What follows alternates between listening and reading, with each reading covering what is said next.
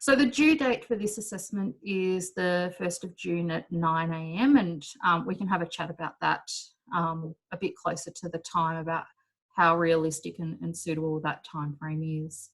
It is worth 30% of your overall mark, and the word count is about 1,800 words per group.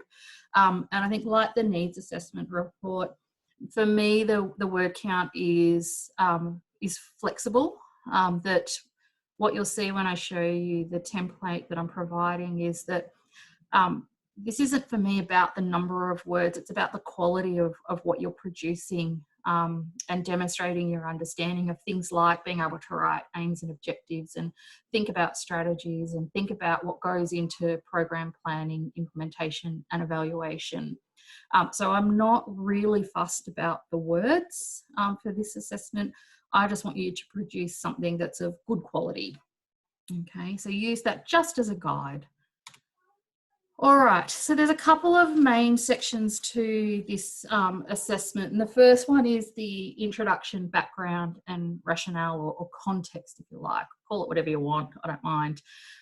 Overall, this is worth 8 marks. And this section should include a really brief description of your program in terms of its aims, objectives and strategies. And so my recommendation is that you think about this, writing this in lay terms. So using the language that community would understand rather than just restating the aims, objectives and strategies that go into the actual plan itself. So, you know, do something that's a little bit more narrative in style, descriptive in style, and something that would be suitable for the broader community. So using some lay terms to do that.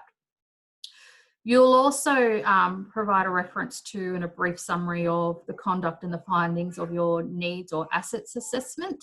So you'll bring into here just briefly, you know, that, you know, you did a needs assessment, a focus group, and some of the themes that you identified were blah, blah, and blah. And so you would talk about how this is being used in the design of this particular program. Okay. Your question? Yep. If we're stating our aims and objectives in lay terms, are we presenting most of the program in simple language, no jargon? Not necessarily. I mean, ideally, you'd want to use language that is going to be user-friendly. Given that this is a community development program, you'd want to be using language that is suitable for community, because they're ideally the ones that are designing and implementing and evaluating this. Right, so basically write for your audience, and at the moment our audience is community. Yeah. So they can be jargon, but be careful to make sure you've explained anything if it's really out there. And that's right. Okay. And there'll be a few sections, as you see, where you'll be required to draw on sort of some theory or literature. Yep. So it would be appropriate to use more academic language in those bits, but I'll point those out. But yeah, keep the language, you know, keep it. It still needs to be academic in terms of your written expression and structure, and obviously grammatically correct in that, but you don't need to use a whole lot of jargon. You know, good academic writing isn't about using jargon anyway. It's just about, you know, having grammatically correct sentences and paragraphs. So yeah. Actually, I've been working on that a little. I hope you noticed in the needs assessment. I haven't marked it yours yet. I apologize in advance for any problems it has, because it was very challenging, if you understand what I mean. But Alicia, I've been really inspired by the way you write, because you get your point across so simply. So I tried to have a go at writing Alicia style. So that's something I've been really trying to work on, is writing in really clear, quite simple language. People often think that in academic writing, you've got to use, you know, lots of big words and, you know, complex sentences.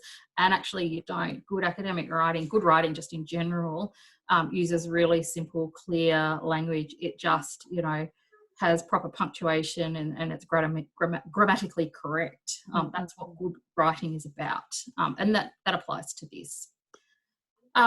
Okay, so the other thing you'll need to include in this section is a brief discussion of the relevant literature. So this is the literature that looks at the nature and the extent of the community issue or needs that the program addresses. and the nature, such as the characteristics, features, the effectiveness of interventions that have addressed the health issues or needs. So by now, the little bells will be going off in your head going, oh, so this is why Karen was saying somebody in the, the group should be looking at programs, because that's where that literature will come into play, is that you'll already have this literature through those literature reviews, because you've built on your needs assessment, you've looked at the literature, and then you're bringing all of this together into this particular assessment. So in here, you probably shouldn't have to go beyond what you've already got. And so just coming back to Lockie's point about, getting rid of literature that he has decided is not relevant, Adriana too, don't totally get rid of that. Hang on to it, because it still might be useful in this section here. So while you might not be using it in the literature review, it might actually serve a purpose in this part of assessment 3 maybe. So don't totally get rid of it. Just hold on to it, put it into a separate file, and have it just as a backup. Karen? Yeah. In my case, some stuff that came up was just like not at all relevant. Yep.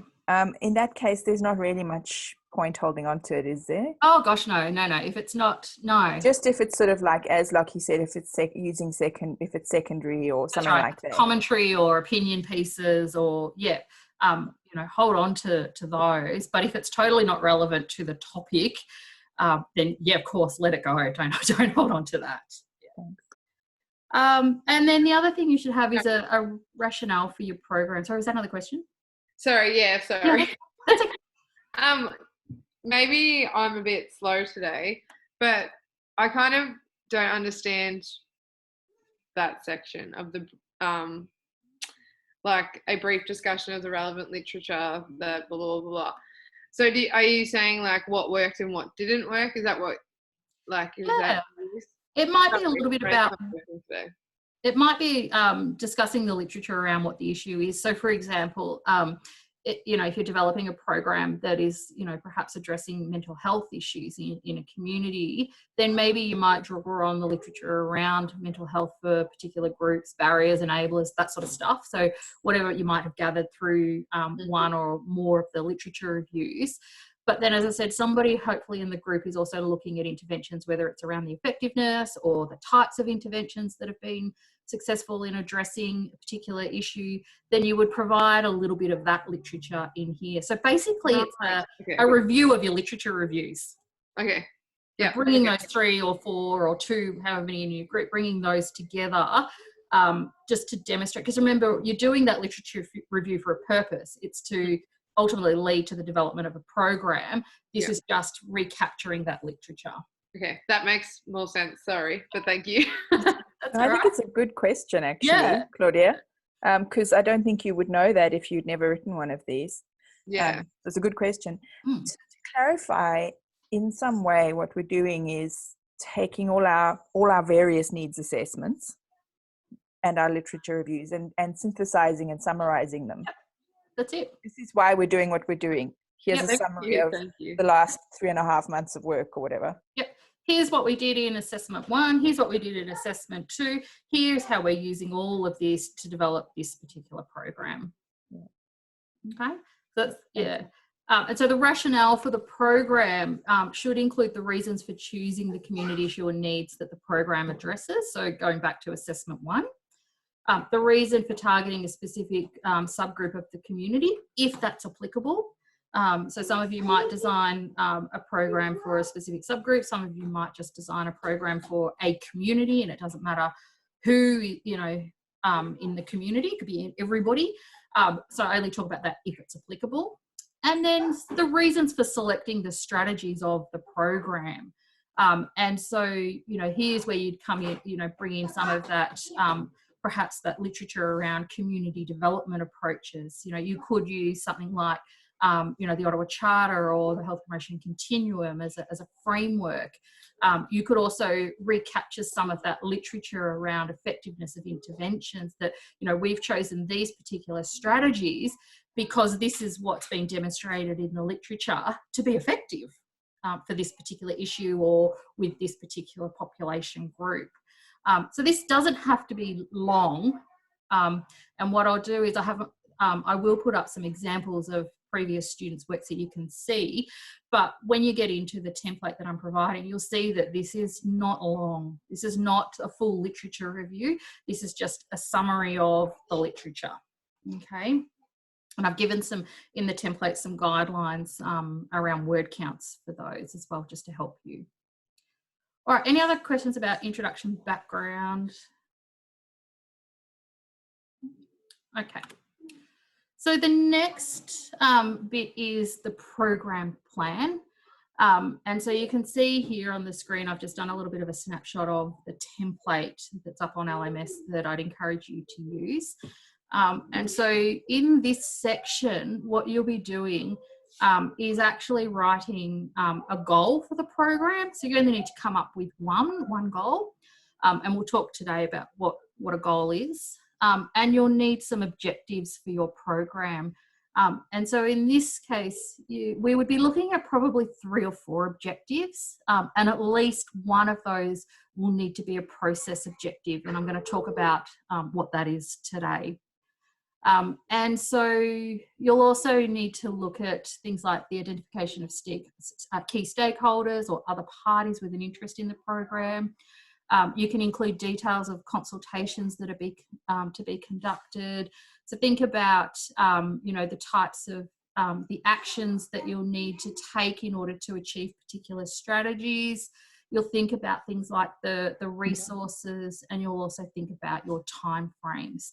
So what you're essentially planning is, who's going to do what, with whom, how, with what, where, and by when. So we're writing a detailed plan for this particular program, and it should have enough detail in here for somebody to be able to pick up your plan and to be able to actually go ahead and implement and evaluate your program based on what's in here. Okay. Karen. Yeah. Is that like, so yeah, that little thing you were just circling. Yep. Is that what we put in, or is it as an appendix? Does that make sense? No, that's the actual The assignment part of it? Yeah. The actual Just plan. want to clarify. Yeah. Oh, I'll jump in. Claudia, it's like a tabulated version of that program we had to do for MHW. Do you remember that assignment? Was that the very last assignment? Yes. Yeah, I vaguely remember it. Yes. So that assignment is like a baby steps version of this assignment, except this one, Karen's given us a table. All right, cool. All right, that makes sense. Yeah. So this is, can you see the template? The Word document? Yep. Yep, cool. So you can just use this for your assignment. So this isn't an appendix, you just fill this in. Okay, so you can see introduction, background, rationale, about 500 words. Okay, some program planning framework. So that's some of that community development theory that goes into there, and a little bit around team members. You could put in service providers, partners, other stakeholders in this section here. Okay, so that's worth 8 marks for that section. Okay, in the plan, so you'll write a goal, which will be basically a sentence. Okay, you'll talk a little bit about your target group. So here you'll put who's the target group for your program and a little bit about why, and that might only be a couple of sentences. And you could use some references to support that, or link it back to your needs assessment, or use a combination of things there. You'll come up with a title for your program, up to you what you want to call it. And then what you'll do is you'll develop in here, you'll copy and paste this for each of your objectives. Okay, so as I said, you're probably looking at about 3 or 4 objectives. So I wouldn't go probably any more than 4, to be honest. I think just to keep it contained. Yeah, 3 or 4 absolute maximum. Look, if you wanted to go over, that would be fine. Depend on what your goal is. But yeah, I'd keep it to 3 or 4, okay? And just copy and paste this for each one of your objectives. And so what you're doing in here is telling me how you're going to achieve your goal. And I'll talk more about this when we talk about aims and objectives. And then under here, you'll list all of your strategies that you'll use to be able to achieve this particular objective. And so for your strategies, you'll then have all of the tasks that need to happen. You'll think about your resources. So is it, do you require certain people to do it? What are the potential costs? What sort of materials might you need? And then thinking about your time frames. So for those of you who have done CHP, you've done this already. Okay, so you did this as part of your program plan for CHP.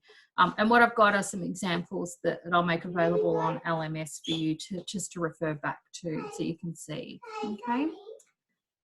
Then what you'll do.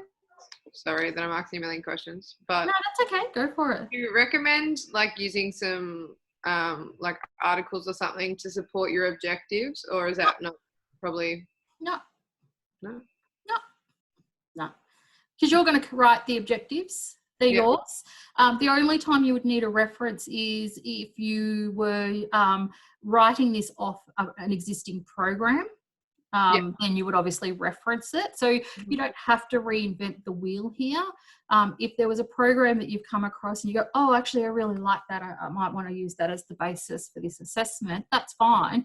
You would just then reference that. But if you've written your own goal and objectives, you don't need to reference.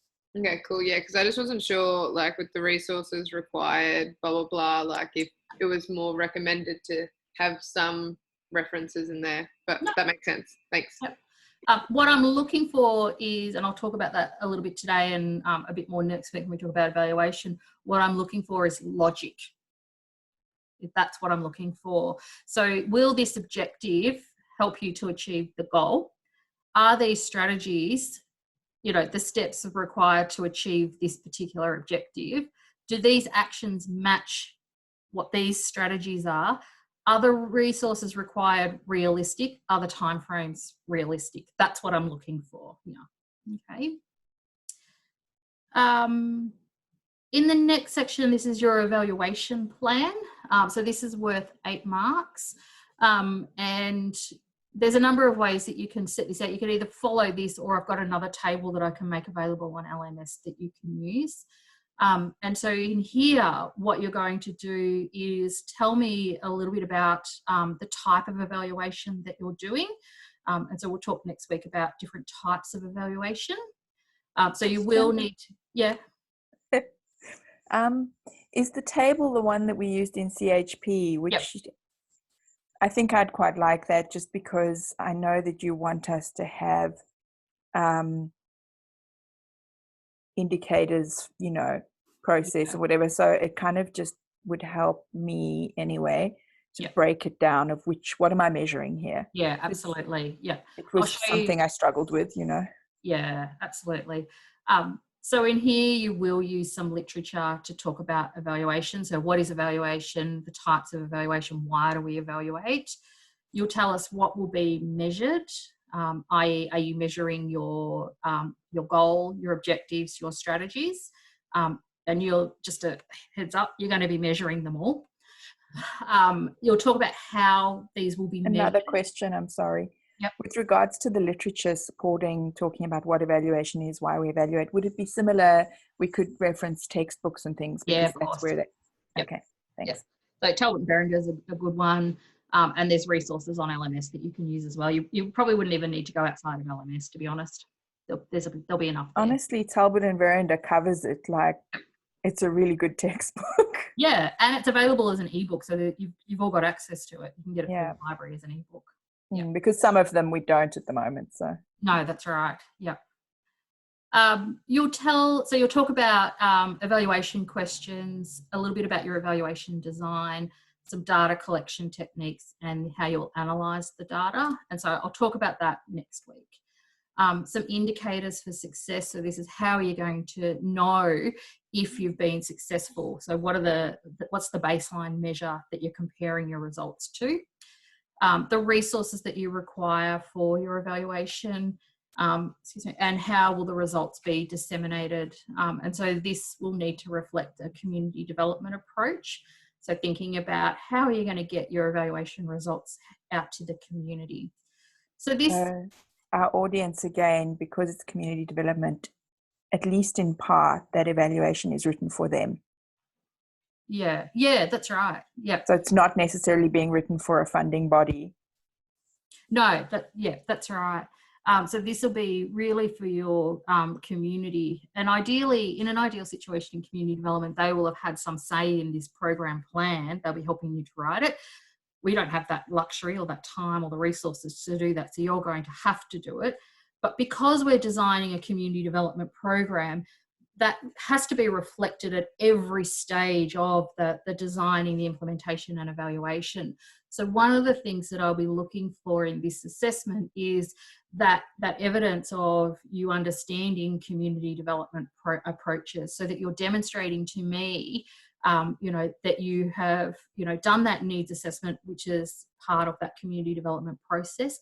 But then we can see elements of community development in terms of the design, the implementation, the types of strategies, how community are going to be making decisions and be participating in this program, and then also how they'll be involved in the design of and the implementation of the evaluation. So remember, this is a plan. You're not actually going to be, doing, the program or actually evaluating it. This is writing a plan for somebody to be able to pick up and go, oh, okay, I'm going to actually go and do this with my community. And there's enough information in here for me to be able to go and do that. Okay. Where students often fall down in this assessment is lack of detail. Not enough detail for somebody to come along and to be able to pick this up and run with it. Okay. So there's 8 marks for that evaluation. The funding is worth 2 marks, and I'm just going to switch back to my PowerPoint.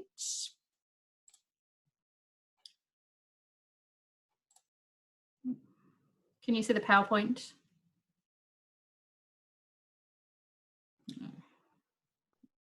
Nope, still the Right, I'll do a stop. I'll try again.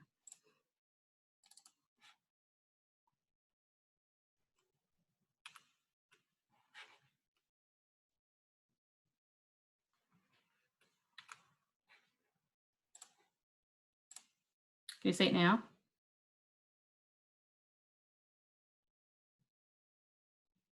Yep, all good. Great. Okay, so the funding is only worth 2 marks. What I really want to see in this section is a brief justification explaining why the program should be funded. Okay, and a really simple budget.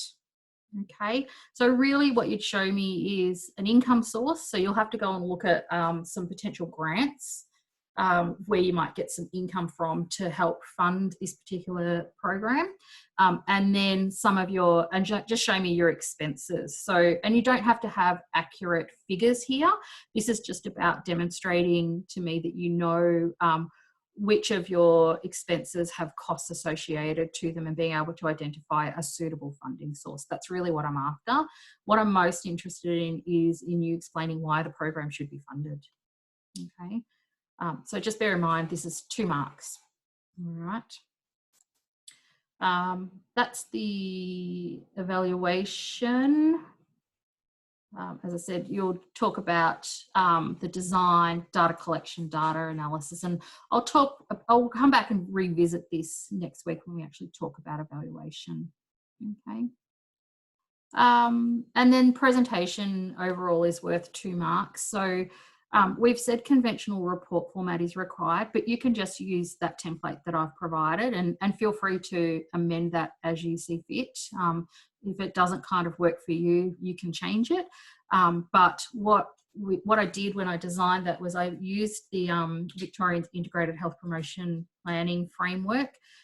So it's a replication of what you're likely to see in practice for those of you that are going to work in health promotion, just so that you're familiar with what those plans look like, and same with the evaluation stuff as well.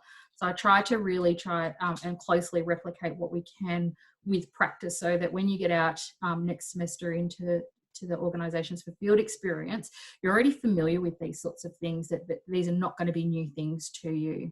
Okay.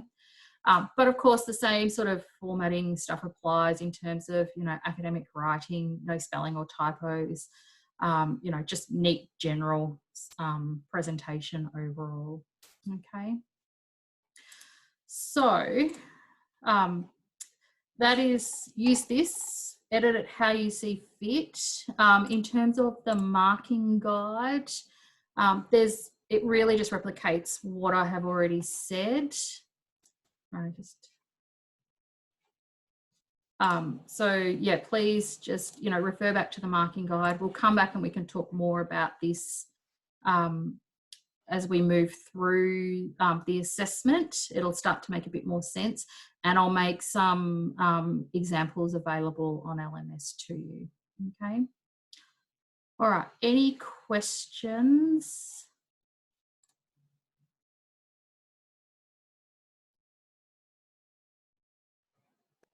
Why are you making eye contact with me and Claudia? No, I'm not. I'm sorry. I'm just reading a chat that has come through. Just give me just a moment. I'm just, sorry, I just need to reply to this one. Sorry, it's just come through privately. Candice, that's fine. I'll be in touch with you. Okay. Sorry. Did you see the chat from Tara also? She's had to go. Oh, has she? Yeah, I'm going to presume it was a family thing. It says, sorry, Karen, I'm going to have to sneak off a lot earlier than expected. Right. I will watch the recording of the class later this afternoon. Okay, great. Thank you. Okay. All right. So, sorry, just lost my train of thought then. Okay, I'm just going to stop sharing for a sec. Who is feeling a little bit overwhelmed by that? Yeah, really normal. Really normal. It made me realize that I left a thing out of the damn needs assessment. Oh. But, Why? you know, just the thank you letter. Stress does that to brains. Oh, it's all right. Don't stress about that. That's what it was. Yeah, it's less overwhelming because we did CHP, but I don't know if anyone else feels this. CHP was an exceptionally steep learning curve, and I hope we've improved, but I'm worried that I haven't. I think. I'm sure you will have. I hope so. But I also don't think that just if you haven't done CHP that you're at a disadvantage either. No, judging from the quality of the questions Claudia asks, she's definitely not. Yeah. Claudia, you're asking questions that didn't occur to me to ask, which means, like, yeah, you're nodding as well, hey, Alicia? Yeah, like you understand what you're doing. I think at least that's what's coming across. I hope. Gosh, I hope. Yeah. And you have done something similar, you know, like that MHW one. And keep asking the questions. Don't ever stop asking the questions. Don't worry, I love reassurance. Yep. Always happy to provide it. What I will do, I'm just going to quickly jump on and I'm going to share my screen. I'm going to show you a student example, but I'm not going to make it publicly available on LMS just yet because I don't want this to influence your thinking at this stage. But I just want to... You need to stop recording then if you're going to show us. Yeah, I am. Yeah, that's what I am going to do. I'm just going to pause it. But yeah, I will show it to you. As I say, it won't be available on LMS just yet because I will want you to go away and still do some thinking yourselves. So yeah, we'll have a look at it. And then that might help alleviate some of the stress and the anxiety people might be feeling about it. Okay. So I'm just going to, okay, so I'll just put up the PowerPoint.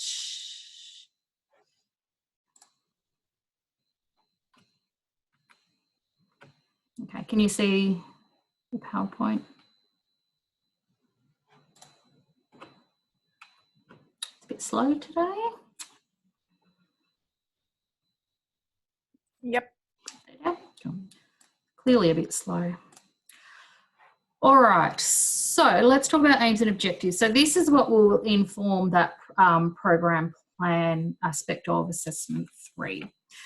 So what I'm going to talk a little bit about is a little bit about why we do aims, why we have aims and objectives in terms of program planning. But I'll also talk a little bit about how we actually write aims and objectives, give you some frameworks for those. And I will also talk a little bit about using participatory methods in terms of writing aims and objectives just from a community development perspective. So there's a little bit of, you know, in an ideal world, if we were doing community development, this is what we should be doing. The reality is you don't have the time or the resources to do that. So you're going to be writing the aims and objectives. But in true community development style, we'd actually be working with community on this stage, okay? So a little bit about why we write aims and objectives, and the whole point of them is really to help us to document, you know, the aspirations of our communities. And goal setting and writing objectives is really the foundation for good planning, implementation and evaluation in health promotion practice. And goal setting provides a way to escape things like the negative citizen reactions that we might have, and also, you know, includes the participation of the citizens themselves. So often health promotion work can be criticised for being sort of too top down and not, you know, bottom up enough. And so by using a community development approach, and we get that buy-in from community and include them in that designing process, then we get less negative reactions to the work that we're doing, because there's a sense of ownership from the community about that work. So the setting goals helps us to clarify any problems that exist within communities, or what the deficits are, or what the health needs are within a community. And so you might remember from last week when we did the 10 steps for community development, that what we were doing is working and engaging with community to help us to identify what the needs were of a particular community. And so by the time we get to sort of about step 4 or 5, everybody has a bit of a vague idea about what the problems are, what the needs are, but it's not until we actually write down what the goals are that everybody actually starts to see very clearly what the problem is that we're trying to address. Okay, so it just helps to be for everybody to be really clear about what it is that we're trying to achieve. Okay. Planning based on goals really helps to elicit that community support. And so the goals of the community represent those things that most people agree should be done. And so what we then get is that the goals are shared values of the community, rather than a whole lot of negative reactions. Oh, well, we didn't get a say in this, and oh, this work's all just being done to us. We've not had any say, or we can't be involved. And so using those participatory methods helps to eliminate some of those issues. The goals help us to think more critically about how we might actually reach those goals collectively, and also are really useful in making an argument for funding. So funding bodies won't fund your work if there's no clear goal. If they can't see what's trying to be achieved, they won't fund it. And so you really need to be clear about your goals and your objectives before you actually apply for any funding. So that's a really instrumental point, because most health promotion work, in fact, all health promotion work requires, you know, that funding. Okay, we can't do our job without that funding, and for many of you, if you're going to work in health promotion, you know, your jobs will be dependent on that funding. So, you know, remaining employed depends on you getting that funding, and so you'll have to fund your own positions. And so you need to know how to write good goals and objectives in order to be able to secure that funding to secure your employment. It's one of the downsides of health promotion work. And the other thing about writing goals and objectives is that it helps us to recognise what skills that people in the community can bring and share to the program as well. Okay. So these are some of the, I guess, you know, thinking back to last week when we were doing those 10 steps, we only did the first sort of 5 or 6, was thinking about those community development and participatory goal setting approaches that we can actually take. And so when we're writing goals and objectives for community development programs, as I said, we often only have a really vague awareness of the problem, and it's not till we sit down and actually work together to actually tease out those issues and put those issues onto paper and then think about our goals that we realise that this is what we're actually all working towards. The commitment to goal setting, if we're going to use participatory approaches, must begin with a preliminary evaluation of the problem. But also looking at what resources have we got, what resources do we need, what are the values that are underpinning the work, what are the values of the community, and what are the potentials as well. Where can we see the potentials? What are the strengths and the opportunities that exist within communities? And how can we capitalise on those in terms of setting our goals and writing our objectives? This particular activity around the goal setting, which is about, I think, step 5 we sort of got up to last week, really will depend initially on a small group of concerned citizens. So I think it was in step 5 last week where I think, Nadine, you asked the question, could we go through that because you weren't quite sure, you didn't quite have your head around what that would look like in terms of that priority setting. And so this is where this comes into play. It's that, you know, we often have a small group of really keen people who are really concerned and who want to drive this.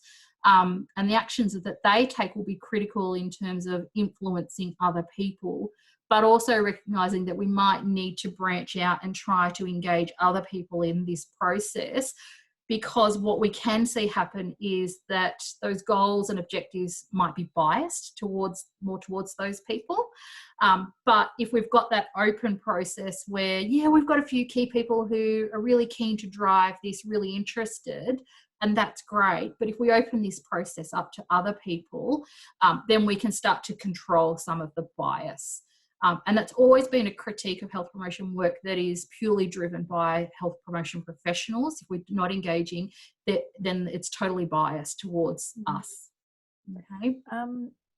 With regards to opening the process, can you explain how that would look briefly?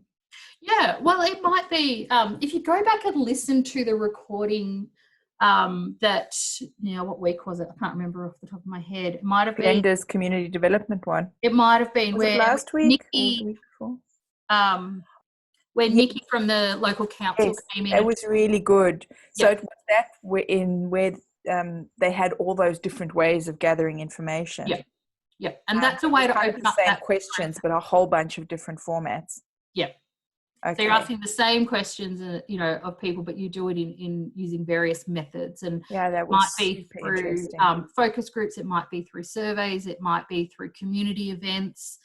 Think back to last week when we were doing those 10 steps, the ways that you would engage community is how you would other things that you would do to include other people in this process. Right. So in effect, opening the process means that yes, some people are still going to be down on the consulted end of the spectrum. Yeah.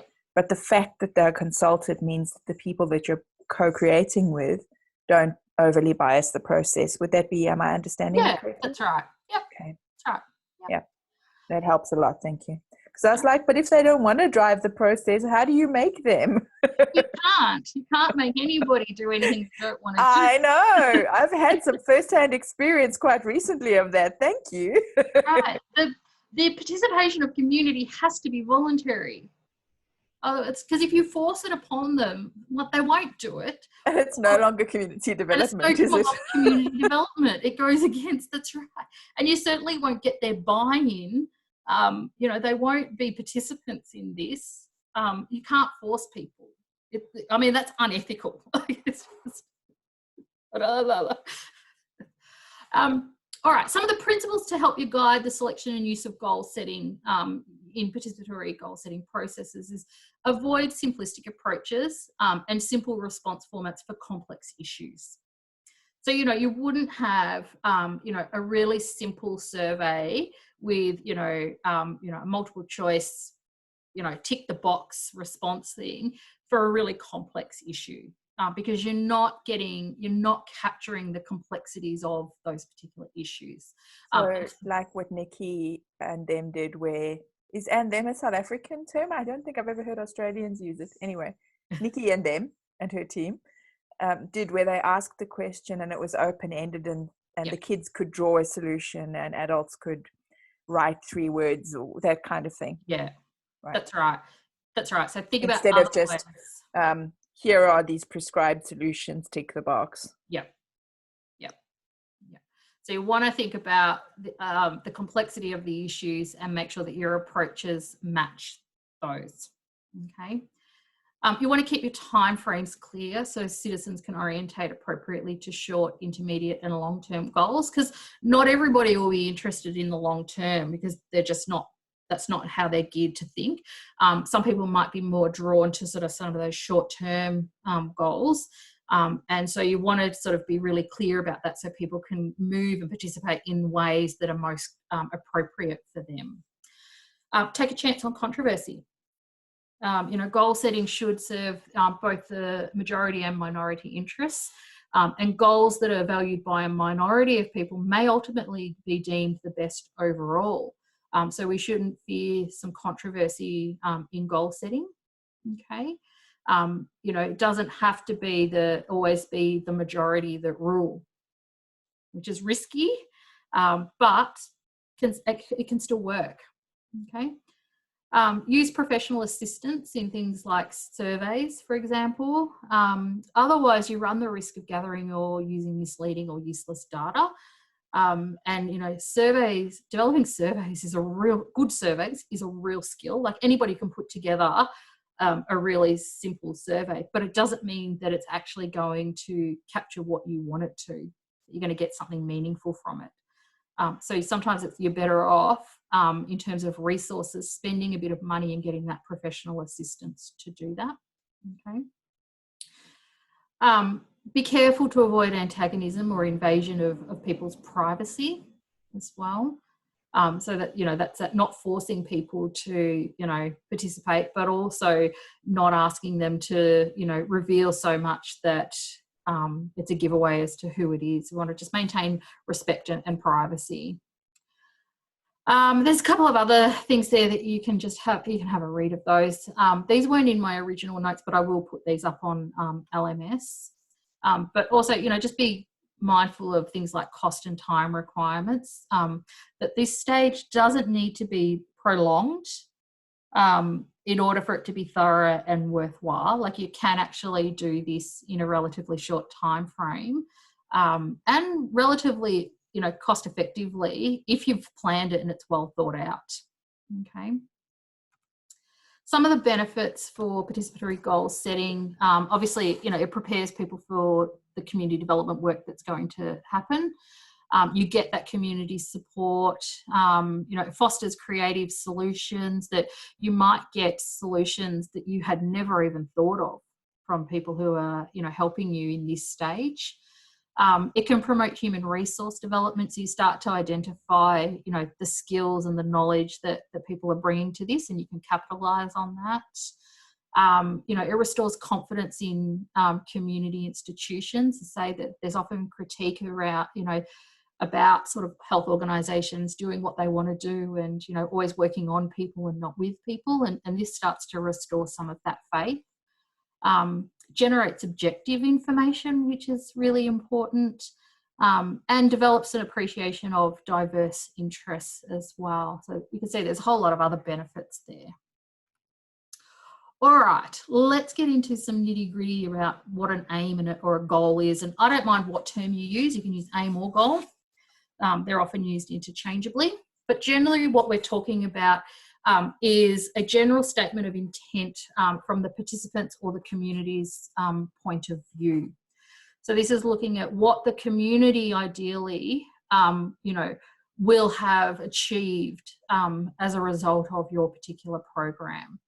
And goals or aims are generally expressed in terms of long-term changes, and generally in terms of things like well-being, empowerment, or might even be things like changes to environmental conditions. It might be in terms of, a reduction in particular states of ill health or an increase in states of good health. But yeah, generally long term. And a goal expresses what is desired by the community as an outcome of their activities. And I've got some examples that I'll show you in a moment from actual community development programs. These goals narrow the process from really broad global thinking into help, and they help us to then think about what are the specific actions that we need to take. Okay. And they can be stated as expressions of outcome or expressions of process. Okay, so when we're talking about outcomes, these are really sort of solid, concrete things that we can measure, through our evaluation. So, for example, it might be, a reduction in, rates of a particular illness, for example. That's an outcome. Okay. An expression of process is about how we work with people. Or how we're working with the community, or what we're doing in terms of the way in which we work. So, for example, it might be, the number of people participating in our program, okay, or, the types of activities that we're going to have as part of our particular program. So those are things like the process, okay. And our goal or our aim should be distinct and can generate its own objectives, strategies, competencies, and ultimately they have to be measurable. Question. Yep. I'm still struggling a bit with this. We did that exercise about outcomes, processes, and we all got the process thing wrong. Yep. Can you please give us 2 examples? Yep. Maybe that would be the kind that we might get wrong so that we can start learning. So your goal might be, for example, to, decrease the rates of smoking in a community. Okay, that's an outcome. So that's an outcome. Okay, right. So it's a very concrete, measurable outcome. And the target is the community. Yep, in whatever community that might be. A process would be, for example, to have at least 3 community groups participate in the smoking cessation program. And so the word have and participate, that flags that this is something we're measuring for ourselves, right? Well, no, what it flags is it's the process. It's the way in which we're working. It's about the activities and the way in which we're working. All right. Okay. I've got some other examples that I'll show you, Nadine. It'll hopefully help clarify that difference. It's subtle and I'm not subtle. Yeah. Is this a problem? Yeah. I think for the purposes of this assessment, keep your goal to an expression of outcome. Because your objective, you'll have to have at least one process objective. Okay. So your aims should be simple and concise and should include 2 basic components. So it should have a who will be affected and what will change. So, the smoking rates in Bendigo, for example. Okay, that's the who and the what will change. And with programs, there's no set number of aims. Some programs will have just 1. Some might have 2 or 3 or 4 aims. And that's fine.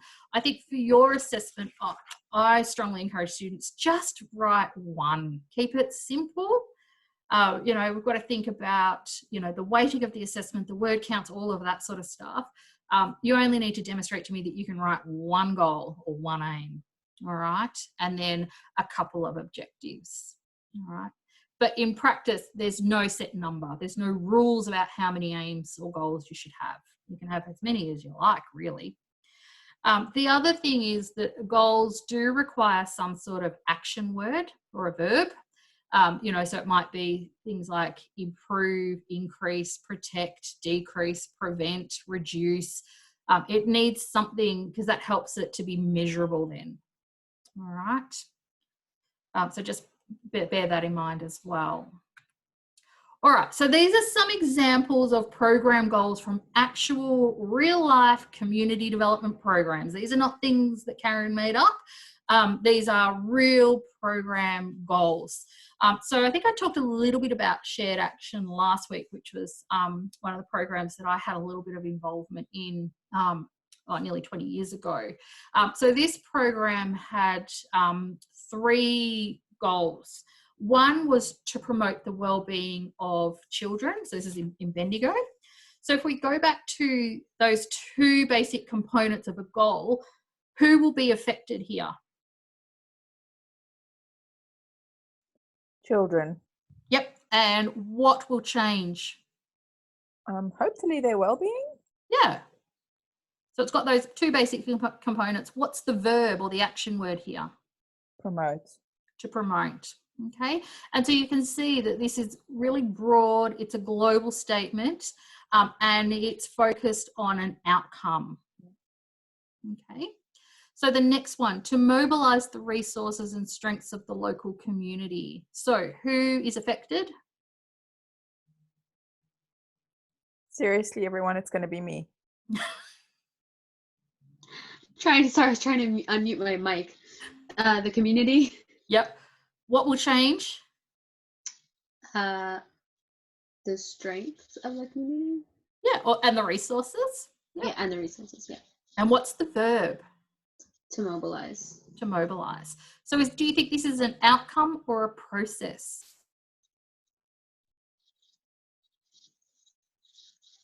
Process. Oh, who said that? Jodie. Jodie, why do you say process? Because it's to mobilise. So, I don't know. Brain's gone dead. Sorry. That's okay. Anyone else? Could it be that because it's like based on like the resources will be for something else later? Yeah, it's based on this. The resources and the strengths already exist. And so this is about a way of working. So what we're doing is what's already there, we're mobilizing it to use in a different way. So it's a way of working.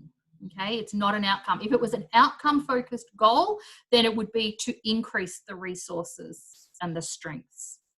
Okay. Yep, that makes sense. Make sense? Yeah. All right, the last one, to promote feelings of safety and support within the community. Who's affected? Claudia? Sorry, I'm on mute. Yep. Are we doing the second one still? Third one. I knew you weren't listening. I can see you smirking. You think I can't see you? I can. I never said you didn't. Oh, Kate, look how Kate saw you too. Kate, I knew Kate was in on it too. He was the next one I was going to call upon. You think I can't see you? Claudia, we're looking at the third one here. So to promote feelings of safety and support within the community. Oh, wow. I actually thought we were on the traditional Indigenous games, to be honest. So who's affected? The children. Are we still on that?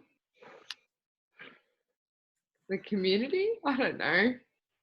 Claudia. Shared Action Bendigo, Claudia. The third one on Shared Action Bendigo. Quick, there's still time to save yourself. Yeah. Oh, sorry. But I still think that, like, because you know how we said the start was the children. That's what I thought. Like, aren't they all meant to be for the children? I'm probably still digging myself a hole, soz, but You're still digging yourself a hole. yeah. Well, then the community I'm going to go with. Yeah, because it says community in the goal. Yes, the community. Okay, what will be impacted or what will change? Promoting of feelings of safety and support. Safety and support. Yep. And what's the verb? The what? The action word. Promote. Promote. Thank you, Did I say Kate. that at the start? I said that. Promote the feelings of safety and support. No, but so what is going to change is safety and support. And this is how we're going to do. Getting attacked. Want to win. So Claudia, is this an outcome or a process goal? Pardon me? Is this a process or an outcome goal? I don't want to say because I'll get it wrong. I'm stressed. It doesn't matter if you get it wrong. It doesn't matter. I don't know. An Okay. outcome? I don't know. Yeah, it's an outcome. Because what's going to change is safety and support. So it's a really concrete, measurable outcome. Okay. All right. I'll leave you alone now. Question. Well done. And you got it right, by the way, after all that. Exactly. So question, would it not matter that it's not super easy to measure that because it's an overarching aim? Yeah, it's a goal. So it's long-term desirable. We're not going to see... You could measure how safe and supported people feel. I know there are scales for that, but it's like promoting feelings of it it's not super specific like our objectives usually are. Well, what we're measuring here is not necessarily whether there's been a change in the feelings of safety and support, but how we've promoted feelings of safety and support is what we're measuring here. Does that make sense? Because it doesn't say to increase feelings of safety and support. If it said to increase feelings of safety and support, then yes, we would actually be doing some pre and post measurements about that. But this is to promote feelings of safety and support, which is different. So this is, how did we promote that? What did we do to do that? Does that make sense? I think I'm having some semantic issues because for me, promote and increase are more or less synonyms. So no, not really. I'm not really getting it. Sorry, everyone. That's okay. We might, as part of promoting it's not a train smash. Like, I just don't really understand the distinction. So if it said to increase feelings of safety and support, by the end of the program, what we should see is that people actually feel, that people feel safer and more supported in their community. That's not what this is trying to achieve here. It might be an outcome that happens as a result of the program, but that's not what the goal is. The goal is to promote feelings of safety and support.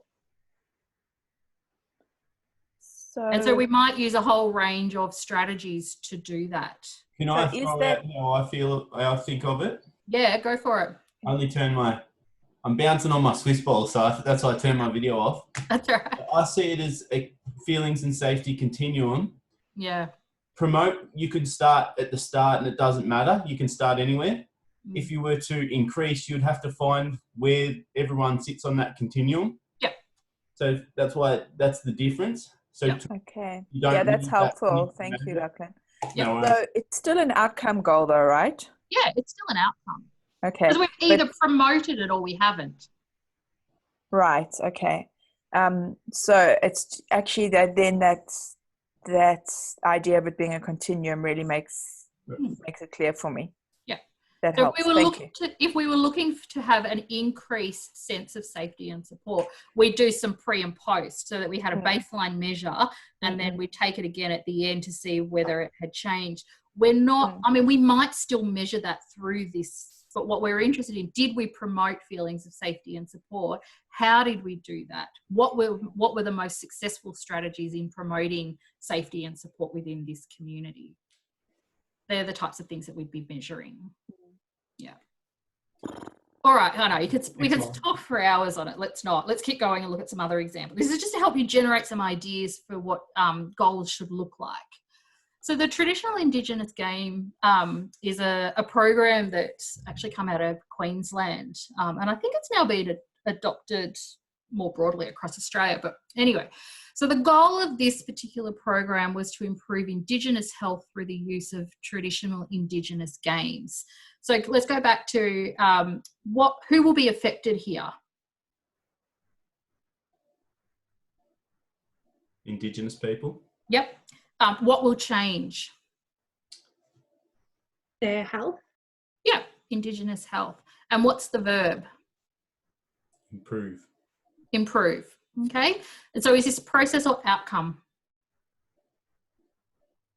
Outcome. Outcome. Yeah. Okay. And so you can see it's a broad global statement, long term. It could take years, a generation to sort of achieve this. Okay. Oops, jumping ahead too quick. All right. Another program was the Refugees Dancing in Harmony program. And so the goal of this program was to increase bonding social capital within African refugee communities and bridging social capital between them and the wider Australian community through the medium of dance. So, not 2 goals. Wow, yes, it is. Thank you, Nadine. Captain Obvious strikes again. No, I'm glad you picked that up. So a goal should really focus on one thing, same with an objective. If it was me, I'd actually split this into 2. So one would be to increase the bonding social capital within African refugee communities. And then the second, to increase bridging social capital between them and their wider Australian community. Okay. So who is affected here?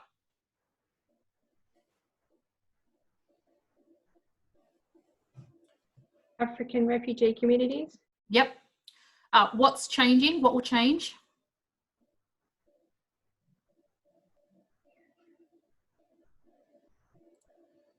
Their social capital. Yep.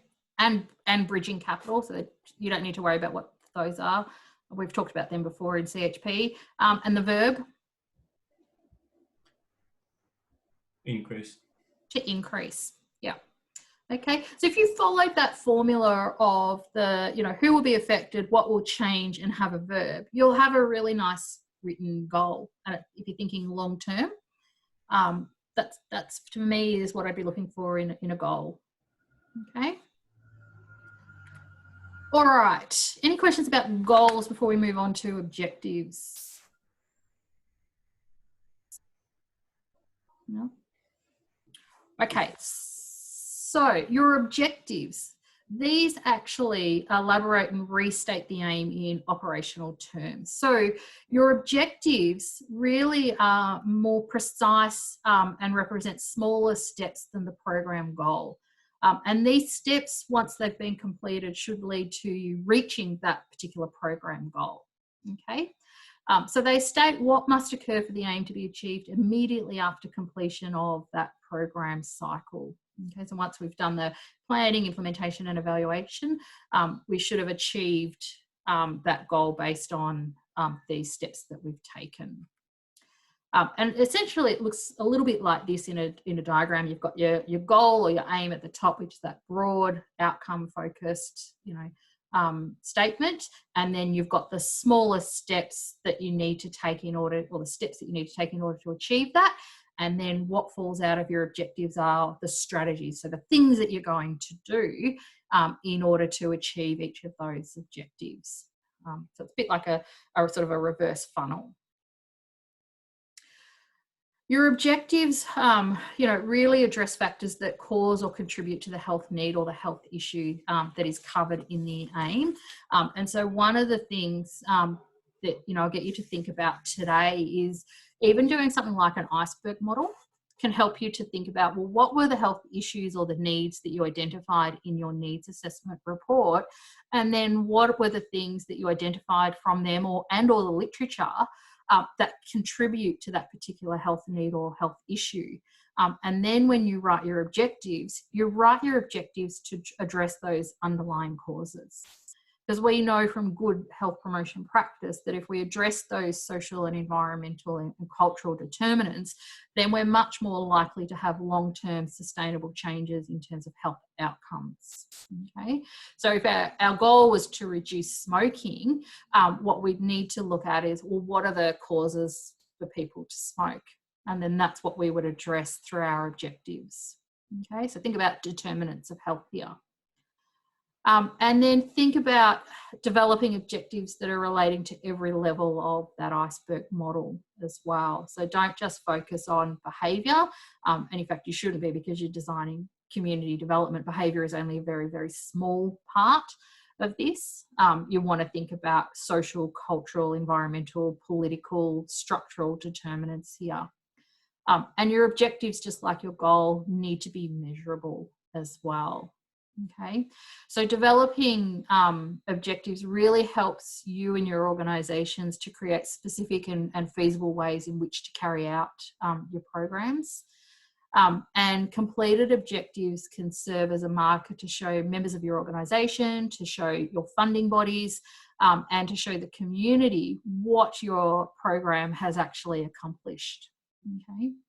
And these help you to set priorities. It helps to determine what programs can continue, and provides a basis for good evaluations. If you get your aims and objectives, if they're well written, it'll make your evaluation a lot easier, because you know exactly what it is that you're measuring. And if you follow the formulas that I'm giving you, your evaluation just rolls out of that, and it's actually really easy to plan the evaluation. Okay. So there are, go through this process again, there are process objectives. Okay.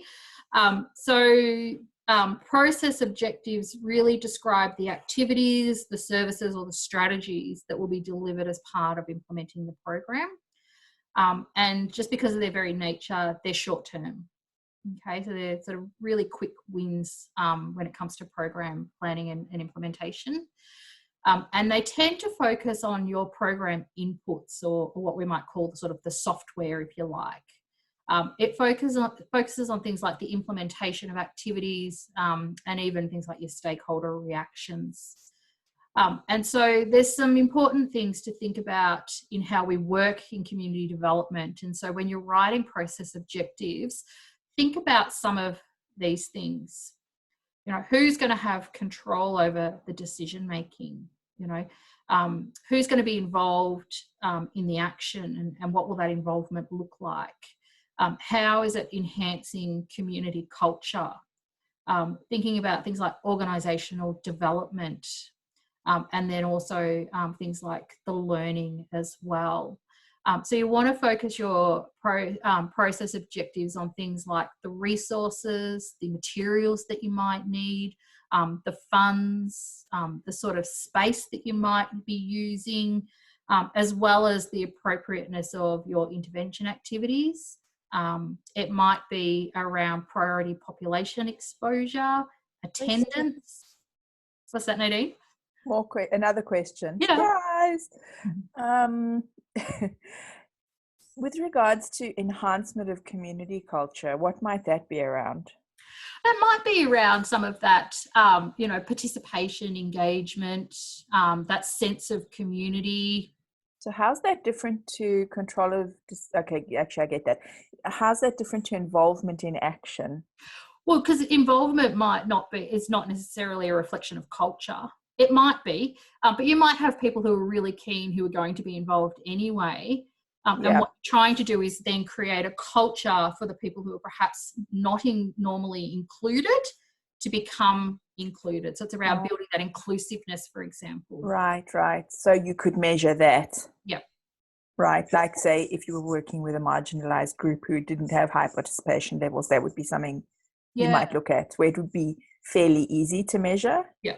Or it might be something like your objective might be around establishing, a steering committee for the program that is reflective of the different ethnic groups within your community, for example, or that is representative of, the different age, gender, cultural differences within that particular community. And that's a process objective, because it's about the way in which we're working. It reflects things like control of decision making, because that steering committee make decisions. They're involved, and it enhances that community culture, because you've got people who are participating and included who might not otherwise be involved. Right, that's very helpful. Thank you. So you hit a bunch of areas with an objective and an evaluation like that. Yeah. And then what you're measuring in your evaluation is, did the steering committee happen? But also then who participated in the steering committee? Was it representative? Did they have a good experience? Was there anybody missing? Those are the things that you measure in your evaluation. Thank you. Your outcome objectives are, focusing on, the ways in which the community measures its success. And these are aimed at changes in states of health, things like social benefits, risk factors, quality of life measures. And so they are outcome and future oriented as well. So, it might be focusing on things like, for example, infrastructure or employment or might be about power or other social or environmental determinants. And your outcome objectives can be short, medium, or long term. Okay. And so these are much more concrete things that we can actually measure. Okay. When you're developing objectives, and we've talked about this before, we want our objectives to be SMART. Okay, so we want them to be specific. So that is that they just describe exactly what needs to be done. And so this is where you can think about, you know, the who, the what, the when, and the where. And that's a really great formula to use when you're writing objectives, because then you know that it's specific. They need to be measurable. So we should look at the achievement or the progress that can be measured. And that can also be helpful in helping us to identify in our evaluation what our indicators for success are as well. It needs to be achievable. So that is, it has to be accepted by those who are responsible for achieving it. So, you know, in our work, we want to inspire that motivation and think about how to accomplish the objective, and also thinking about, have you got the resources to do this? You know, and if you don't have the resources, then what will you do? What action will you take to actually attain them? Okay. And they need to be relevant. So it has to be possible to obtain. And so that it needs to be aligned with what the community are thinking. And there needs to be some sort of time scale, you know, some sort of time period for the achievement. But sometimes that's not necessarily about days, weeks, or months, or years. Sometimes it might be about, you know, things like the number of activities, for example. Okay, so it just needs some sort of time element. I've got some examples that I'll show you. As I say, a good formula is looking at the what, the who, the when, and the how much. Okay, so looking at what is the outcome to be achieved, who, so who's your population group, when, what conditions will the outcome be observed, and then how much. So some sort of criteria for deciding whether the outcome has been achieved. And so if you follow that, you know, that process, that formula, you end up with a really well-written, SMART objective just by following that. Okay, because you've already got, it'll be specific, it'll be measurable because you've got the criteria for deciding the success of it. It's achievable, relevant, and it will have a time scale automatically attached to it. Okay, so follow this formula, and that's what I'll be looking for in your objectives. Just to also help you with writing objectives, it's always good to think about the verbs. So what are your action words? Because they all should have an action word. And so there's a lovely little table that sort of just describes, you know, the types of verbs that we use. And then in terms of health promotion, you know, strategies or approaches, generally it shows you which ones they're applied to. So for example, if we're using the verbs introduce, create, establish, advocate, develop, generally it might be associated with things like healthy public policies, organisational practices, looking at social, natural or economic environments. And so some examples there, you know, to create a physical environment that supports physical activity participation for the whole community might be an example of an objective in relation to those things. So this, always come back and have a look at this sort of table. Okay. Where would promote fit in that? Promote, usually, well, it might fit across all of them because you might, it depends on what it is you're promoting, whether it's policy or environments or behaviour. That's probably more all-encompassing, really, Nadine. Right. Yeah. But this gives a good visual of that, the idea that it's a continuum, like Lachlan was saying. That's really useful, Lachlan. Thank you so much. That really works in my head. So your increase, improve, blah, blah, and your decrease, reduce all need pre and post measures. Yeah, that's right. Whereas something like facilitate or initiate is talking more about the way you work. Yeah. Yeah. So when you're thinking also about writing process versus outcome objectives, process objectives are going to use sort of more of these words because it's about the way in which we're working.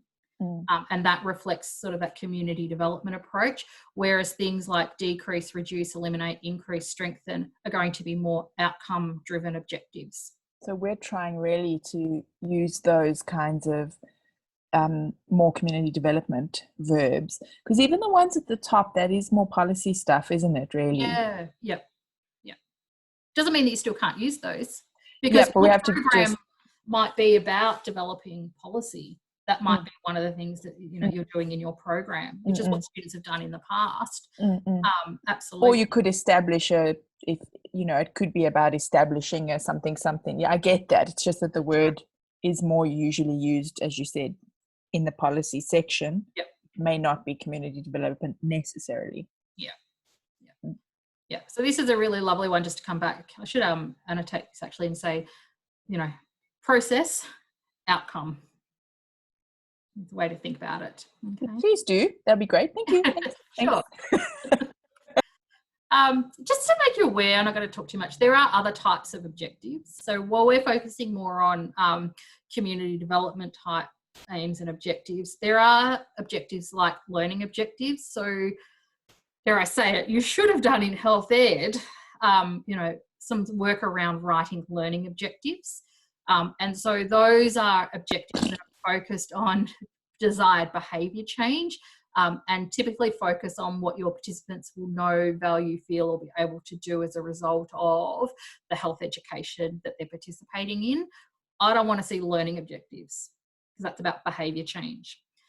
There are action or behavioural objectives. So these describe the particular behaviours or actions that people will engage in that will resolve health problems. I don't really want to see those in here either. If you had something like that, it would just be one. You wouldn't have any more than that, because otherwise you're venturing into health education again, and that's not what this is about. That's not to say that health education can't be a strategy, but it shouldn't be your entire focus of the program. It might only just be one strategy that you use.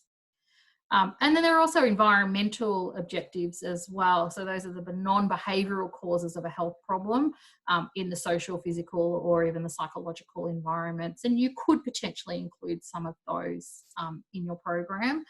But really, I want to see more of those, processy community development type objectives. Okay. The community development objectives. Sorry, I have another question. Yep. Our team was just talking about possible ideas before class, and one of the ideas we came up with was something that did involve a bit of education. Yeah. And would kind of be necessary to some extent for the rest of it to happen. Yeah, so it would be fine then to have that as one strategy, yeah, right? Absolutely. Yeah, of course. Yes. And lots of sort of community development programs will still have an element of health education in terms of perhaps training people, for example. Like in Pepper Green Farm, for example. Yeah, that's right. But it shouldn't you kind of need the skill development first. Yeah. But it shouldn't create be sustainability. That's right. But it shouldn't be all of your objectives shouldn't be around health education. Yep. And nor should all of your strategies. Yep. I get it. So if we have just the one, we're good. Yep. That's as fine. a strategy rather than an objective, yeah? Yeah, absolutely. Okay. Yep. I've just put together a few themes to help you think about community development aims and objectives. So we want to focus on things like improvements of quality of life through resolution of shared problems. We want to focus on things like a reduction in social inequities caused by social determinants. We want to use and enhance democratic principles and enable people to achieve their potential as individuals, and also that creation of a sense of community.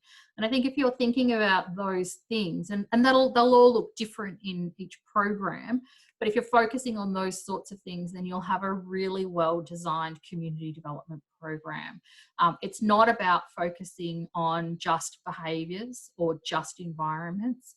Particularly like physical environments, for example, that might be, as I say, a small element of it, but it shouldn't be the entire focus. We want to look at, how can we use and draw on existing resources within a community?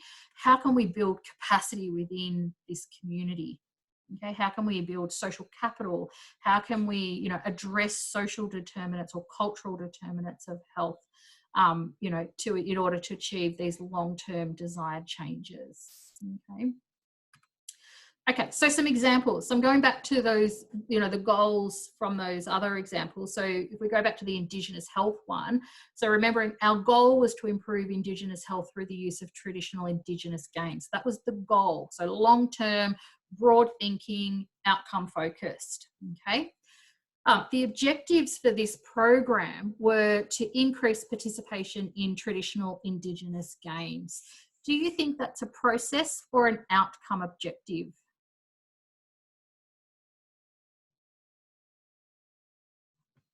What do people think? I'm inclined to say outcome. Why, Nadine? Oh, and I have a feeling like I've missed it because there's no talking about who the people are that we're aiming this at. But because you can measure how many people participated, I don't really understand how it would be about the way we're working. You're spot on. Oh, thank God. Spot on. It's purely about measuring, did we increase the participation? It's a very concrete thing to measure. It's an outcome. It's not a process. If it was a process, it would be more about how people are participating rather than whether they did or not. Okay. All right, the next one, to develop the knowledge that Aboriginal and Torres Strait Islander youth have about their cultural heritage. Is that process or outcome? I'm going to call on somebody. Lockie, what do you think?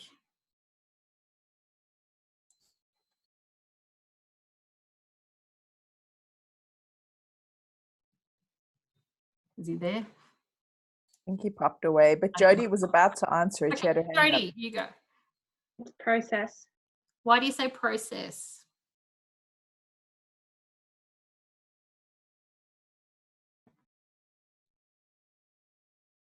Why process? You're muted. There we go.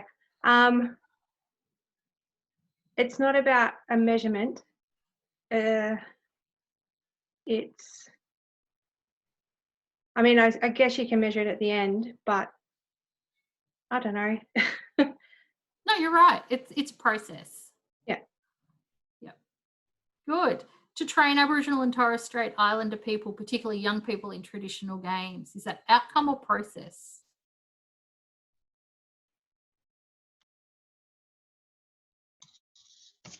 I think it's a process. Why, Adriana?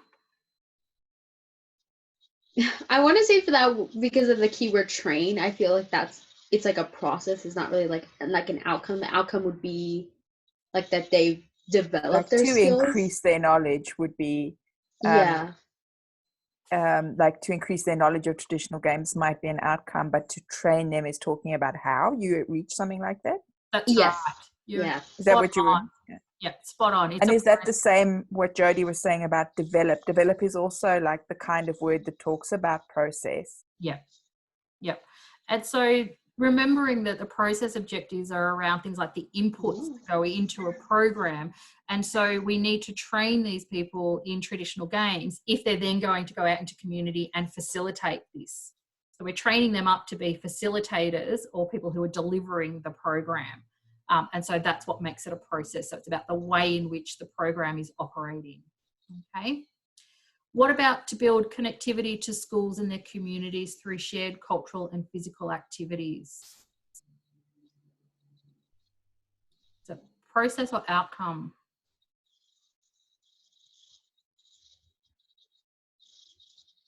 I feel like I need 6 cups of coffee to understand that, to be honest. Kate, what do you think? I can see him, that's why I'm asking. It's tricky, I reckon. I'm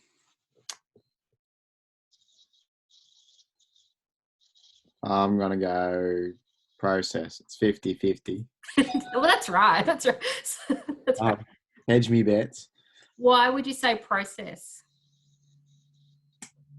I think it'd be hard to measure connectivity. I'm probably barking up the wrong tree here, but yeah. No, you're not. You're spot on. Spot on. It's process. Because it's about, again, it's about a way of working. It's about, I guess, the software of the program. It's not a hardcore outcome. So Okay? how would you, because yeah, that one, that's a lot of long words in one sentence. It is, yeah. If it was going to be an outcome objective, it might be, for example, to have, 3 schools better connected. Okay. That would be an outcome. So there's that being very specific about what we mean, whereas here we're talking about this more soft thing. That's right. And so, we're building that connectivity.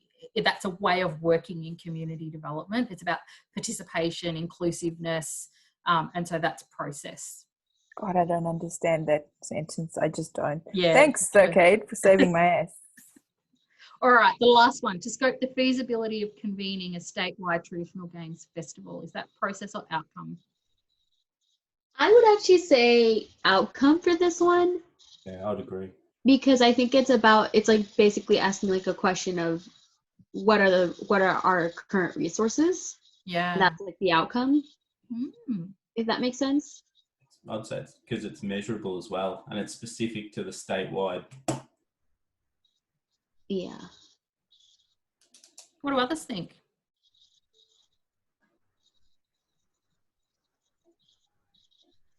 I'm actually inclined to agree.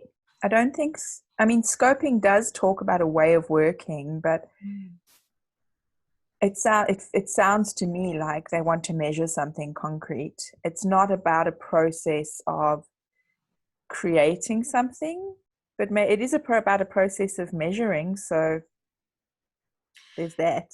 I actually think this is a really poorly worded.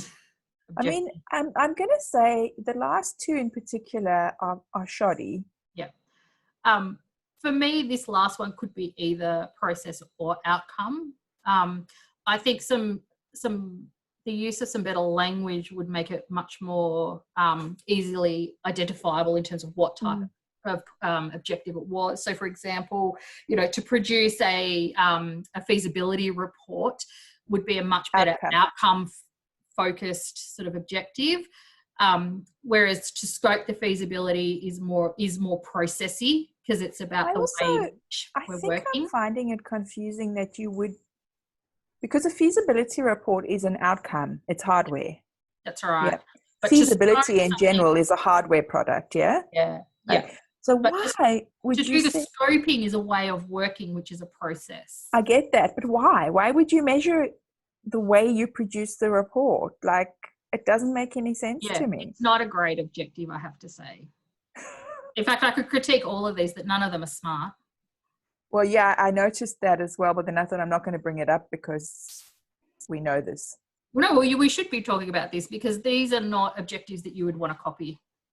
They're not actually terribly specific. No. They are not measurable, many of them.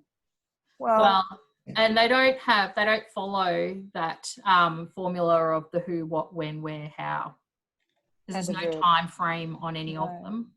And there's no indicators for success built into them either. I thought maybe I'd lost the plot and we were still talking about aims. But we aren't. Oh, yeah. Okay. So these are not great examples of smart objectives. Okay. But what they do show us is ways that we can write process versus outcomes objectives. Okay, let's look at these ones here. So this is the Refugees Dancing in Harmony program. So their goal was to increase bonding social capital within African refugee communities and bridging social capital between them and the wider Australian community through the medium of dance. So their first objective was that South Sudanese, Congolese and Sierra Leonean dance-based social enterprises operate according to a sustainable business model by the end of 2012. Is that process or outcome? Outcome. Yeah. Why would you say that, Jodie? Because it's measurable and it has a time frame. Yep. All of it, process objectives are measurable too, by the way. But this is something very concrete that at the end there'll be this sustainable model. Okay. So that's an outcome. Okay. The next one, and it's a lovely And also smart as well because it has the time frame. You know, we would know that it's a, you know, we're measuring it against a sustainable business model. There's a time frame. It's very specific. It's so much less fluffy. It's so much easier to understand. Yeah. Yeah. The next one, increased awareness of African dance and culture among the wider Australian community. Is that process or outcome? Is an objective, is an aim. Yes. But it's not. It's an objective here. Is this process or outcome? Yeah, it's outcome. So it's about an increase in awareness, which is a concrete outcome. Okay.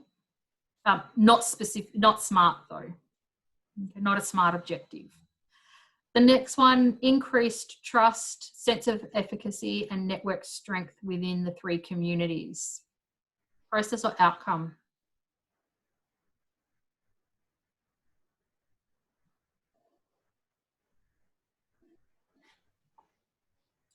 Come on, you guys. Come on. You got this. I would say outcome. Yeah. Why? Because it's about what they want at the end. They want that increased trust. Yeah. Yeah. They're not talking about how they're building trust. They're not talking about how they're going to build this sense of efficacy. It's just that we're going to see this increased. So it's outcome. It's an outcome objective. Again, not a smart objective. In fact, it's not specific at all. It's quite vague. Like, which 3 communities are we talking about? What's the time frame here? By how much do we want to see this trust and efficacy increased? So those are all the things that are missing to make that a smart objective. The last one, increased collaboration between African communities and mainstream artistic organisations regarding excellent artistic practices and contemporary dance. Is that process or outcome?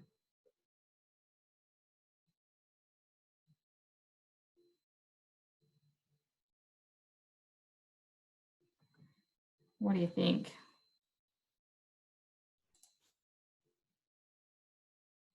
Alicia, what do you think? You've been quiet. Outcome as well.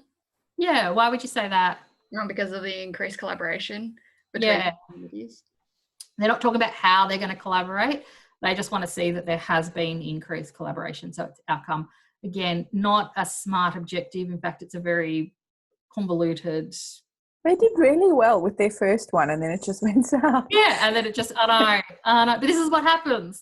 But you know, it's so interesting because it's actually kind of comforting because the ones that we wrote last semester were probably not as bad as these. Exactly. You know? That's right. And these actually happened. Like this program That's right. These happened. are legitimate programs. Yeah. It's not, yeah, exactly.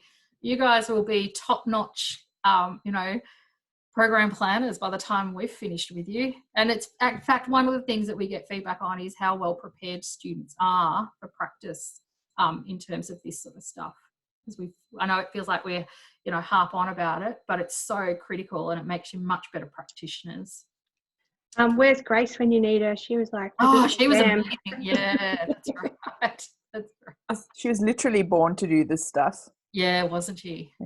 All right, I've just put together a just another one just to get you to think about that formula of the who, the when, the how much, using that model. So if the goal is to reduce the prevalence of heart disease in residents of the local statistical area of Bendigo, a process objective might be that during the next 6 months, the planning committee will increase participation in the program by 50% over the baseline participation number. Oh, that's so nice because it even says the planning committee and then you know it's process. Yes, well done. It is process. Yes. Because often the process ones don't actually have a who. Yeah. Right, so you can actually write the who in. Yes, you should write the who in. Yes. Just because the examples seldom had them, so. That's right. So that's why I want to include these because these are much stronger examples. So in this first one, this during the next 6 months, what is going to happen? What's the change that's happening here? An increase in participation. Yep, increasing participation. Who's affected? Planning committee? Yep. When? 6 months. Yep. How much? 50%. 50%. That's it. Yep. So you can see it's a much better worded objective, and it's also a smart objective because we've got our time frame here. It's specific. It's measurable. It's measurable by the fact that we've got our indicator of success here. It's achievable. It's relevant to our goal, and it has a time frame the next 6 months. So it's a smart objective. So a nice way to show you how to write a smart process objective. All right, the next one. By August 4, the volunteers will distribute the informational brochure to 33% of residents of the local statistical area. So what is the change here? What's happening?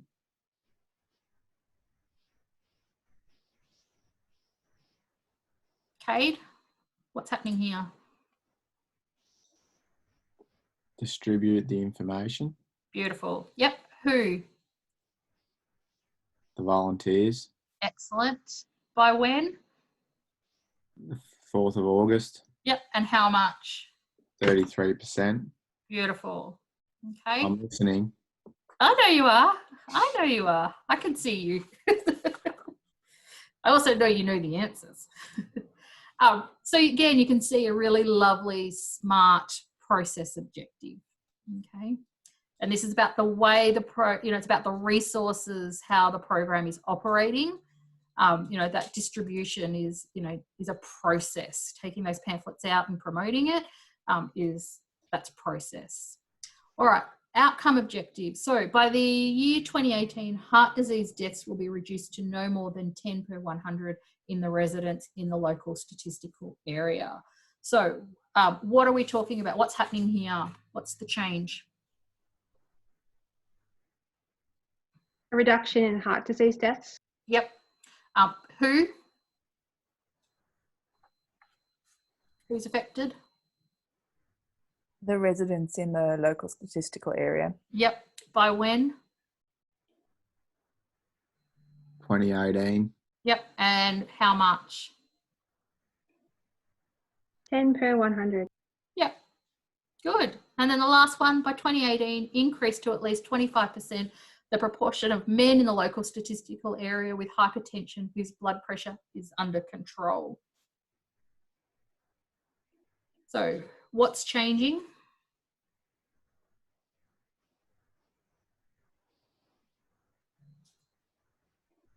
Adriana?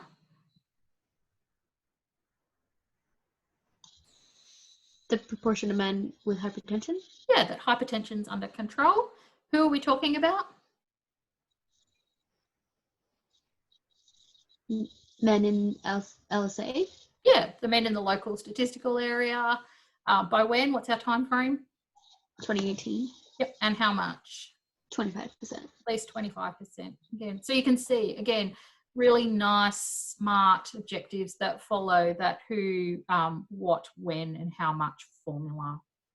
Okay, so use this formula when you're writing your objectives. Okay, and it applies to both process and outcome. Okay.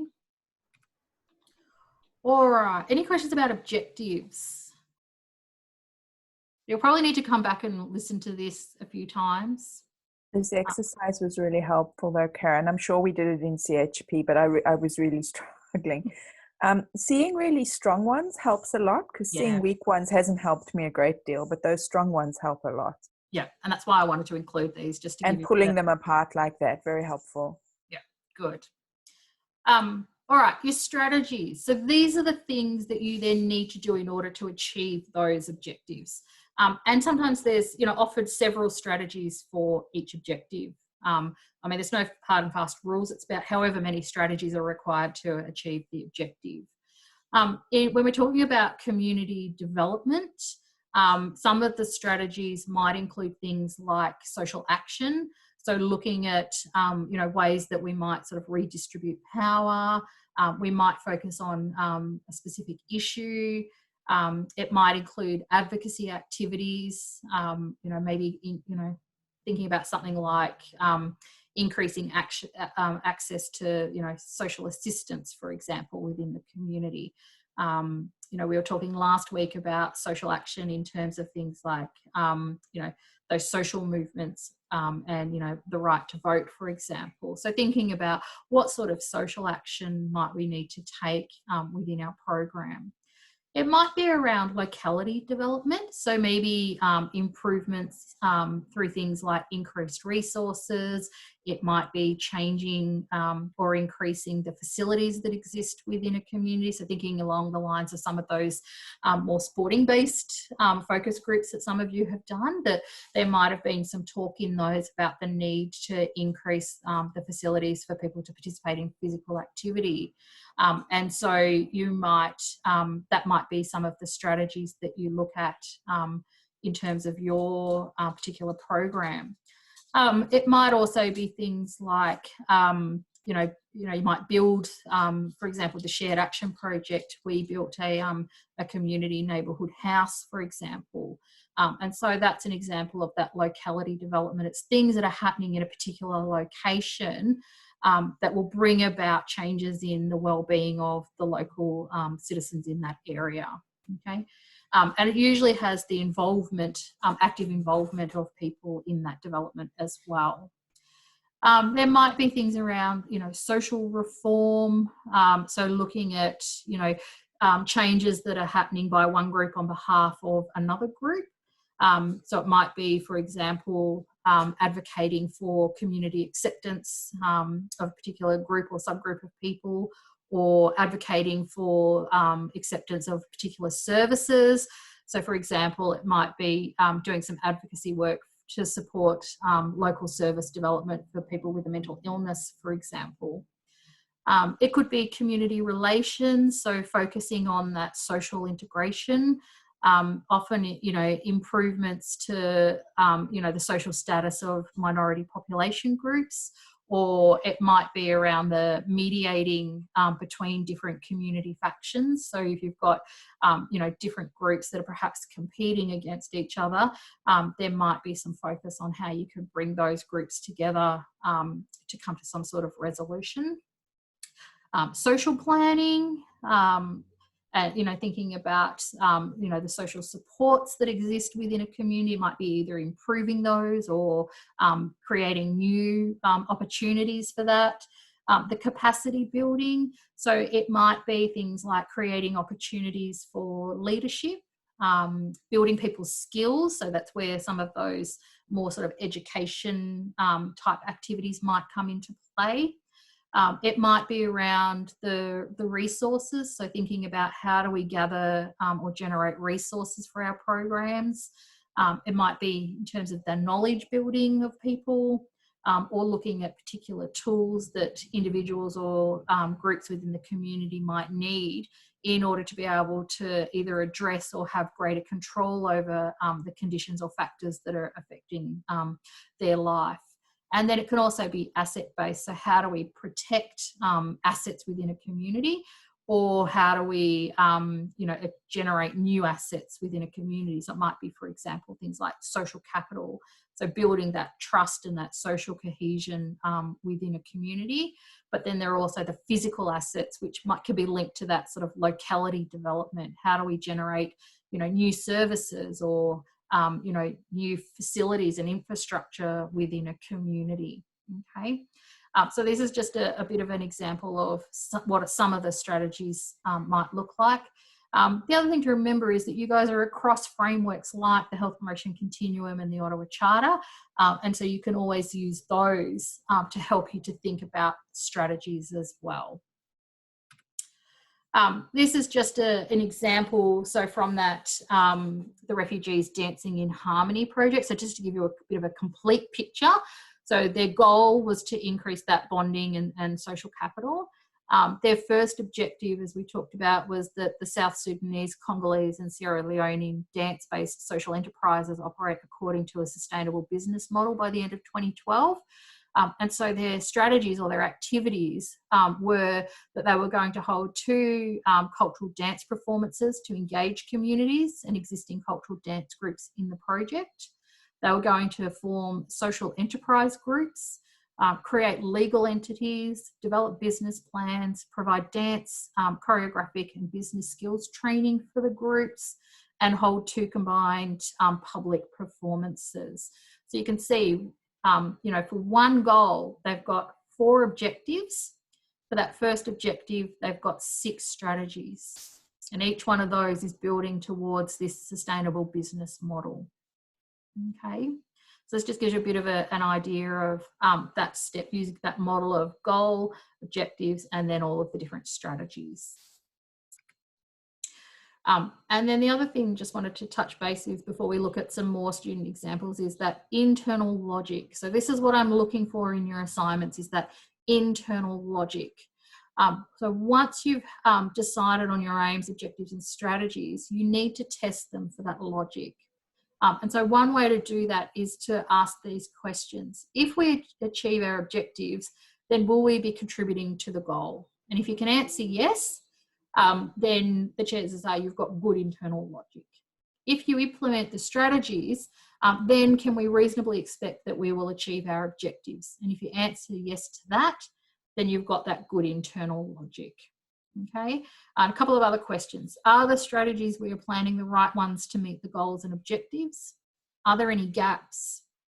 Are we being realistic about what the project strategies will achieve? And have we left out any strategies that are important for project success? So those are some other questions just to keep in the back of your minds as you're starting to develop your programs. But if you answer these 2 and you get yes, then you've got that good internal logic. Okay, and I should be able to see how, you know, your strategies are helping you to achieve your objectives, which is helping you to achieve that goal. Okay. All right. How are you feeling now? Completely fried. Yeah, so do I. What time is it? I can't even see what time it is. 10 All past right. 3. Yeah. Okay. Do you want to quickly look at some more student examples? I'd rather not. I don't know how everyone else feels. They are helpful, but at the same time, they also really can shape thinking. Yeah, they can. And that's a bit of a pitfall. I mean, because I know you'll put them up for us eventually. Yeah. I don't know how everyone else feels. What do other people think? I am feeling kind of tired. I feel like I'm zoning out a lot and like. Sure. That's okay. I'll save those. So what I've got, that I'll make them available, they'll be in the notes actually from today, I'll pop them up, are just examples from this assessment from students just like you. Okay, so you'll see what I'm talking about when I'm talking about goals and objectives, and what you see, most of them have just got the 1 goal and 3 objectives. Some have got a few more, and they've all got at least 1 process objective. So you'll see what the expectations are. All right, what I would like to do with you, if you want to, is to break you off into your groups so that you can at least start having some conversations about assessment 3, and I can come in and check where your thinking is at, but only if you think it's going to be useful. It might be too early for some of you, you might be too tired, whatever works. I'd like to quickly, just for a couple of minutes. Yeah, I think it would be helpful.